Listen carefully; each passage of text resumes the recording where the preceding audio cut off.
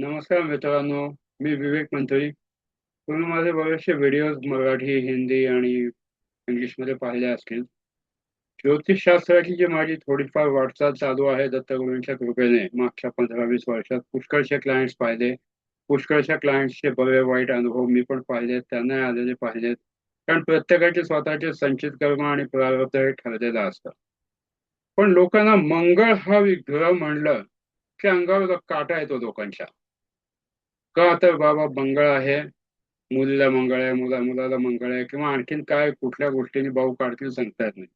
पण मित्रांनो, तो मंगळ आहे, त्याच्या नावामध्येच मंगळ आहे. तो काय डाकू मंगलसेन नाहीये जो की तुम्हाला गोळी घालेल. तुम्ही जर चुकलात तर तुम्हाला शनिदेवाप्रमाणे मंगळ सुद्धा शासन करेल. पण नावामध्येच मंगळ आहे तर ते जनरली तो कोणाचा वाईट करत नाही. फक्त त्याची अपेक्षा अशी आहे त्या ग्रहाची की तुम्ही त्याला अनुसरून त्याच्या पद्धतीने जर काम केलं तर तुमच्या आयुष्यामध्ये यश येण्यापासून तुम्हाला कोणी थांबवू शकत नाही. तर आज आपण एक लहानसा पण एक डिस्कशन करतोय. कारण मी एक व्हिडिओची सिरीज चालू करतोय ज्याच्यामध्ये प्रत्येक ग्रह, त्याचं लग्न रास आणि त्याचा स्वामी कुठे बसलेला आहे आणि त्याचे काय परिणाम होतील पत्रिकेवर किंवा त्या माणसाच्या आयुष्यावर ते पाहणार आहोत. तर आपण आज सुरुवातच केली आहे मेष राशीने. मेष राशीबद्दल कधीतरी एक नवीन व्हिडिओ बनवू आपण, पण आपण आज सुरुवात करूया की मेष रास आणि मंगळ जर तिथे बसलेला असेल तर काय फरक पडतो. तर ही आपण लहानशी पीपीटी बनवली आहे. तर जेव्हा पहिल्या घरामध्ये मंगळ असतो तर ह्या व्यक्तीचं शरीर यष्टी खूप चांगले असते. त्यांना आत्मविश्वास खूप जबरदस्त असतो. पण हा असला आत्मविश्वास खूप काय कामाचा जर का ह्यांना स्वतःच्या बोलण्यावर तारतम्य ठेवता येत नसेल. बऱ्याच जणांचं होतं असं की बोलण्यावर तारतम्य नाही ठेवत आणि मग त्याच्यामुळे त्यांच्या आई बरोबर, घरातल्या लोकांबरोबर जमत नाहीत. काही ना काही वाद कायम घडत राहतात. तर अशा लोकांनी, ज्यांचं मेष राशीचं लग्न आहे म्हणजे मेष रास आहे आणि मंगळ तिथंच बसलेला आहे, तर ह्या लोकांनी स्वतःच्या वाणीवर कायम कंट्रोल ठेवावा. नाहीतर आई बरोबर वादविवाद, घरात वादविवाद, प्रॉपर्टीच्या संदर्भात डिस्प्यूट्स होऊ शकतात. तर अशा लोकांनी स्वतःच्या बोलण्यावर कंट्रोल ठेवावा. मंगळ वाईट नसतो. मंगळ हा पाच प्रदर्शक आहे की तो तुम्हाला सांगतो की बाबा तू असं वाग, असं नाही वागलास तर तुला याचा रिझल्ट असा मिळेल, असं फळ मिळेल. त्याच्यानंतर हाच मंगळ 8व्या स्थानावर पूर्ण दृष्टी देतोय. 8वं स्थान म्हणजे आपलं लॉन्जिव्हिटी, ज्याला आपण आपलं आयुष्यमान म्हणतो. जर का तुम्ही तुमच्या खाण्यापिण्यावर कंट्रोल ठेवला, जर तुमचा व्यायाम व्यवस्थित असेल, शरीरयष्टी जर तुम्ही मेंटेन करू शकत असाल, तर हाच मंगळ तुम्हाला एक चांगलं आयुष्य देऊ शकतो, हेल्दी आयुष्य देऊ शकतो. तसंच जर पाहिलं तर मंगळ 7व्या भावावर पण दृष्टी ठेवतोय. 7वं घर जे असतं ते म्हणजे आपली पत्नी, पार्टनरशिप, ह्या लोकांचं बरोबर असतं. तर मंगळ जर इथं असेल तर अशा लोकांना जर ग ची बाधा असेल स्वतःची, ग ची बाधा म्हणजे घमेंड, तर ती जर असेल तर बऱ्याचदा ह्यांच्या वैवाहिक आयुष्यामध्ये बरेचसे ताणतणाव येऊ शकतात आणि हे ताणतणाव अगदी विभक्तीपर्यंत जाऊ शकतात. शिवाय जर काही लोक व्यवसायात असतील तर व्यवसायामध्ये पार्टनर बरोबर जमवून घेणं सुद्धा अवघड जातं. त्यामुळे अशा लोकांनी नक्की लक्ष द्यावं की आपण कोणाशी डील करतोय, आपलं बोलणं काय आहे, आपल्या वाणीमधून कुठले शब्द चाललेत. नाहीतर मग हा मंगळ जो आहे स्वतःचा जो तापटपणा आहे हा दाखवेलच. पण तापटपणा वाईट नसतो. तुम्हाला माहितीच आहे, सोनं जेवढं तापतं तेवढं चांगलं चमकायला लागतं. त्यामुळे मंगळ ग्रह सुद्धा खूप चांगला आहे. आता आपण दुसऱ्या घराकडे जाऊया की मेष लग्न आणि समजा मंगळ दुसऱ्या भावात असेल. तर मंगळ समजा जर का तुमचा दुसऱ्या भावामध्ये असेल तर दुसरा भाव म्हणजे वृषभ राशीचा भाव आहे, ज्याचा की स्वामी शुक्र. शुक्र म्हणजे संपत्ती. शुक्र म्हणजे ऐशो आराम ज्याला आपण म्हणतो तो. तर हा दुसरा भाव जो आहे हा अक्युमुलेशन ऑफ वेल्थ म्हणजे धनसंचयाकडे असतो.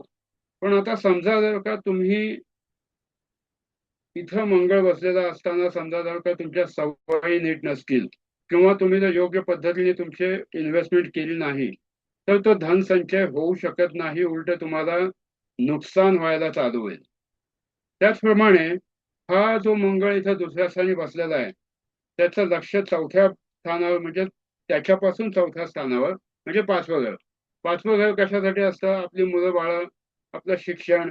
तर आता शिक्षणासाठी म्हणतो की समजा जेव्हा मंगळाची दृष्टी इथं पडते तर बऱ्याच जणांना शिक्षणामध्ये अडथळे येतात.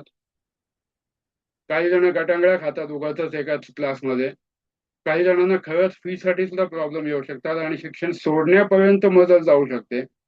तर अशा मुलांसाठी मी नक्की सांगेन की समजा जर असा जर तुम्हाला कोणाला प्रॉब्लेम येत असेल किंवा तुमच्या मुलांना प्रॉब्लेम येत असेल तर गणपती अथर्वशीर्ष किंवा संकटनाशनम स्तोत्र रोज तुमच्या मुलांकडून म्हणून घ्या. त्यांच्या आयुष्यातले बरेचसे संकट, प्रॉब्लेम्स हे गणपतीच्या आशीर्वादाने कमी होतील. आता राहिला प्रश्न मुलाबाळांचा की लग्न झाल्यानंतर मूल बाळ होणे. समजा जर का याच्यामध्ये तुम्हाला वैवाहिक जीवनात काही प्रॉब्लेम येत असेल तर सगळ्यात चांगला मार्ग म्हणजे सरळ डॉक्टरकडे जाणे. डॉक्टरकडे गेलात तर तो तुम्हाला योग्य सल्ला देऊ शकेल. कारण बऱ्याचदा मंगळाचा जो इथला इम्पॅक्ट असतो तो शुक्राणूंवर परिणाम आणू शकतो. तर तुम्ही थोडीशी काळजी घेतली पाहिजे. त्याप्रमाणे डॉक्टर तुम्हाला सल्ला देतीलच. ज्योतिषशास्त्राचे जे आणखी कोणाला बाकीचे सल्ले हवे असतील तर ते लोक कॉन्टॅक्ट पण करू शकतात. पण डॉक्टरकडे जाणं महत्वाचं. तर आता हे झालं 1, 2, 3, 4 ही घरं झाली. आता ह्याच्यानंतर काय आपल्याला कुठलं घर बघायचंय? तर ह्याच्यानंतर जे घर येईल ते 5, 6, 7 आणि 8. 7 आणि 8. 8वं घर जे आहे हे परत तुमची लॉन्जिव्हिटी की आयुष्यमान किती आहे हे तो ठरवून देईल आणि तुम्हाला चांगल्या पद्धतीने जीवन कसं जगायचं हे तो दाखवू शकतो. पण तेच ह्याच मंगळाची दृष्टी 9व्या घरावर पडल्यामुळे कदाचित तो तुमच्या वडिलांच्या तब्येतीला आणि वडिलांच्या लाईफस्पॅनला फरक पडू शकेल. पडेलच असं नाही पण पडू शकेल. कारण बाकीची ग्रहदशा पण महत्वाची असते, महादशा महत्वाची असते, अंतर्दशा महत्वाची असते. पण त्या व्यतिरिक्त सगळ्यात चांगलं समजा जर इथे मंगळ असेल तर अशा व्यक्तींनी रोज स्वतःच्या आईबाबांची, वडिलांची पाया पडा. त्यांच्याशी भांडणं करू नका. कारण हे धार्मिक स्थान आहे, धर्मस्थान आहे. तर वडील हे देवाच्या जागी असतात. त्यांना जर तुम्ही दुखावलं तर तुम्हाला त्याचा त्रास होणारच आहे. कुठलाही देव म्हणत नाही की आई वडिलांना दुखवा आणि माझी पूजा करा. त्यामुळे आई वडिलांना दुखवणे हे सगळ्यात मोठं पाप आहे. तर हेच वडिलांना दुखवू नका. तुमचे वडील हे तुमची पिढी घेऊन आलेले आहेत. तर जर तुमचा मंगळ दुसऱ्या स्थानी असेल तर तुम्हाला तुमच्या वडिलांची काळजी घेतलीच पाहिजे. आता आपण बघूया मंगळ जेव्हा तिसऱ्या घरात असेल तर काय होतं. आता मंगळ जर तिसऱ्या घरात आहे तर तिसरं घर जे आहे आपल्या पत्रिकेचं हे करेज, हिम्मत माणसाला देतो. हिम्मत है मर्दा तो मर्द खुदा असं काही म्हण आहे.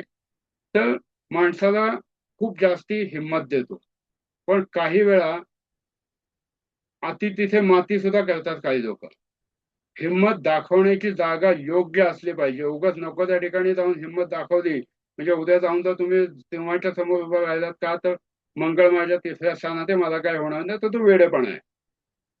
मंगळ जेव्हा तिसऱ्या स्थानामध्ये आहे तेव्हा तुम्हाला स्वतःची हिंमत जी आहे ती योग्य पद्धतीने वापरली पाहिजे. कारण तिसरं घर जे आहे तुमच्या पत्रिकेतलं हे तुमचं कम्युनिकेशन, तुमची संवाद क्षमता, तुमचं मार्केटिंग स्किल, तुमचे लहान बहीण भाऊ ह्या लोकांशी संबंधित आहे. समजा जर का तुम्ही ह्या घरामध्ये मंगळ असताना जर तुमच्या बहीण भावांशी, लहान बहीण भावंडांशी जर नीट नाही वागला तर त्यांच्याशी तुमचे संबंध खराब होतील. तेच हे वाणीचं पण स्थान आहे. त्यामुळे तुम्ही वाईट बोललात की वाईट गोष्टींचाच प्रत्यय येणार. तर मित्रांनो, ज्यांच्या तिसऱ्या स्थानामध्ये मंगळ आहे कृपा करून आपल्या वाणीवर संयम ठेवा. वाणीवर संयम ठेवलात तर निम्म जग जिंकाल. पण वाणीवर जर संयम नसेल तर आहे ते पण घालवून बसाल. तर आता हा तिसरा घर आहे. तिसऱ्या घरापासून आता आपण चौथा घर मोजूया. ते कुठलं येतं? 6वं. 6वं घर जे आहे हे पत्रिकेप्रमाणे आजारपण किंवा पॉझिटिव्ह दृष्टीने जर म्हटलं तर शत्रू, कॉम्पिटिशन ह्या सगळ्या गोष्टींसाठी येतं. तर इथला मंगळ जो आहे तिसऱ्या स्थानी बसलेला हा 6व्या स्थानावर तुम्हाला कॉम्पिटिशनवर कसा विजय मिळवायचा, कॉम्पिटिटर्सवर कसा विजय मिळवायचा हे अगदी सहज मदत करू शकतो. तर चांगल्या पद्धतीने वापरला तर, नाही तर परत पहिले पाढे 55. मग कसा गटंगळ्या खात कॉम्पिटेटिव्ह एक्झामचा पुष्कळ वेळा गटंगळ्या खातात लोक. 6वं घर जे आहे कॉम्पिटेटिव्ह एक्झामसाठी खूप चांगलं आहे. पण तिथं समजा जर मंगळाची दृष्टी असेल तर त्या मंगळाचा योग्य उपाय करणं, उपयोग करून घेणं खूप महत्वाचं आहे. कारण हा मंगळ तुम्हाला देतो, धैर्य देतो, पेशन्स देतो, स्टॅमिना देतोय. तर त्या सगळ्यांचा वापर करा ना, चांगला, खूप चांगला होईल. शिवाय तुम्हाला आयुष्यामध्ये पुढे जाण्यासाठी हा मंगळ खूप उपयोगी पडतो. हाच जर मंगळ उद्या समजा एखादा डॉक्टर असेल किंवा वकील असेल तर ह्या लोकांना तर हा मंगळ खूप चांगला आहे. आता ह्याच्यानंतर हे 4 स्थानं झाली. 6 नंतर पुढचं जर आपण घर बघितलं तर 6 हे 1, 2, 3, 4, 5, 6, 7 आणि 8. तर 1, 2, 3, 4, 5, 6, 7 आणि 8. तर आता ह्या घरांमध्ये समजा जर का तुम्ही बघितलं मंगळ, तर इथं तुम्ही तुमचे आई बाबा, तुमचं करिअर ह्या दृष्टीने कायम लक्ष दिलं पाहिजे. तुमचे आई बाबा म्हणण्यापेक्षा वडील, वडिलांकडे लक्ष दिलं पाहिजे. शिवाय हे धर्मस्थान पण आहे. तर धर्मस्थान म्हणजे तुम्ही जेवढे जास्ती गणपती किंवा तुमचे जे गुरु असतील त्यांच्याकडे जर व्यवस्थित पूजा अर्चना रेग्युलर केली तर तुम्हाला त्याचा सपोर्ट चांगला मिळेल. आणि पूर्ण दृष्टी त्याची जी 10व्या स्थानावरची दृष्टी आहे तर ती असल्यामुळे तुम्ही जेवढं तुमच्या कार्यक्षेत्रामध्ये जास्त सचोटीने काम कराल, जेवढी मेहनत घ्याल, तेवढे तुम्हाला रिझल्ट चांगले मिळतील. पण असंही होत नाही, जसं गडकरी साहेब म्हणाले होते, गडकरी म्हणजे नितीन गडकरी नव्हे, गोपाळ गणेश गडकरी, की असेल माझा हात हवी तर देईल खाटल्यावरी. असं होत नसतं. मंगळ आहे, मंगळाची दृष्टी आहे, तर तुम्हाला तिथं मेहनत करावी लागेल. मेहनत केली तर डेफिनेटली तुम्हाला त्याचे चांगले रिझल्ट मिळतील.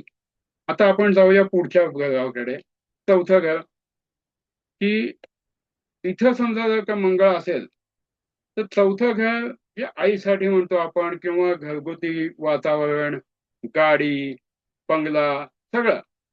तर इथं मंगळ जर असेल तर तुमच्या आईबरोबर तुमची जर का बोलणं चालणं नीट नसेल, तुमच्या वाणीमध्ये मृदुता नसेल, कुठे ना कुठे ते आईबरोबर वाद होऊ शकतात. किंवा आई किंवा तत्सम तुमच्या घरातल्या ज्या मोठ्या स्त्रिया आहेत त्यांच्याबरोबर वाद होऊ शकतात. तुमच्या घरामध्ये आनंद टिकणं थोडं मुश्किल होतं.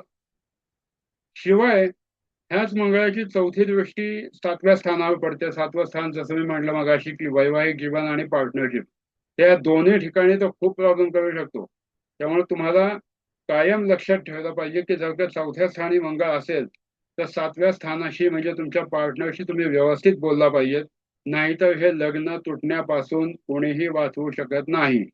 कितीही मग तुम्ही प्रयत्न करा, पण तरीही गणपतीचे आशीर्वाद असतील आणि तुम्ही जर तुमच्या कुलदेवतेची रेग्युलर पूजा करत असाल तर ईश्वर तुमचं भलंच करेल.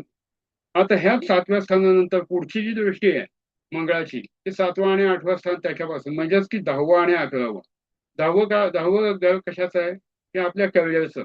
आपण आयुष्यामध्ये किती पुढे जाणार आहोत आणि किती पुढे जाणार आहोत, तुम्हाला किती मेहनत करायची आहे. म्हणजे तुम्ही समजा जर एखाद्या चांगल्या पोस्टला असाल आणि तिथे मेहनत अपेक्षित आहे, तर मेहनत करावीच लागणार आहे. आणि हीच जशी मेहनत कराल तसेच 10व्या स्थानातले जे तुम्ही कर्म कराल त्याचे पॉझिटिव्ह रिझल्ट तुम्हाला 11व्या स्थानात मिळतील. कारण 11व्या स्थानाला आपण म्हणतो लाभस्थान. म्हणजेच की 10व्या स्थानामध्ये जर का आम्ही कामच नाही केलं तर 11व्या स्थानात लाभ काय कुठून आकाशातून पडणार आहे? नाही. तो तुम्हाला 10व्या स्थानातूनच घेतला पाहिजे. पत्रिकेमधले सगळे ग्रह एकमेकांशी कुठे ना कुठे जोडलेले असतात. कुठलंही घर एकमेकांपासून तुटलेलं नसतं. हे तर माणसं आहेत, आपणच आपले रिलेशन्स तोडतो, आपणच आपले नातेसंबंध तोडतो. पण ग्रह आकाशात बसलेले आहेत एवढ्या लाखो करोडो वर्षापासून, त्या बिचाऱ्यांनी कोणाचेही नातेसंबंध तोडले नाहीत. प्रत्येकाचे स्वतःचे नातेसंबंध आहेत, प्रत्येकाची स्वतःची मैत्री, शत्रू, सगळे प्रकार आहेत. पण ते सुद्धा योग्य वेळी दाखवतात. कायम उगाच आडी धरून बसत नाहीत. तर आज आपण मित्रांनो बघितलंय पहिली 4 ग्रह, की जिथं मेष राशीची लग्नस्थान असताना, म्हणजेच मेष लग्न असताना जो त्याचा स्वामी आहे मंगळ पहिल्या 4 ग्रहांमध्ये जर असेल तर काय काय त्याचे परिणाम दिसतात. अपेक्षा आहे की तुम्हाला ह्या पद्धतीने जे एक्सप्लेन केलं ते आवडलं असेल. आणि हो, समजा जर तुम्हाला पर्सनल कन्सल्टेशन सुद्धा हवा असेल तर वैदिक किंवा केपी पद्धतीने दोन्ही पद्धतीने आपण विश्लेषण करतो पत्रिकेचं आणि शिवाय न्युमरोलॉजी पण करतो.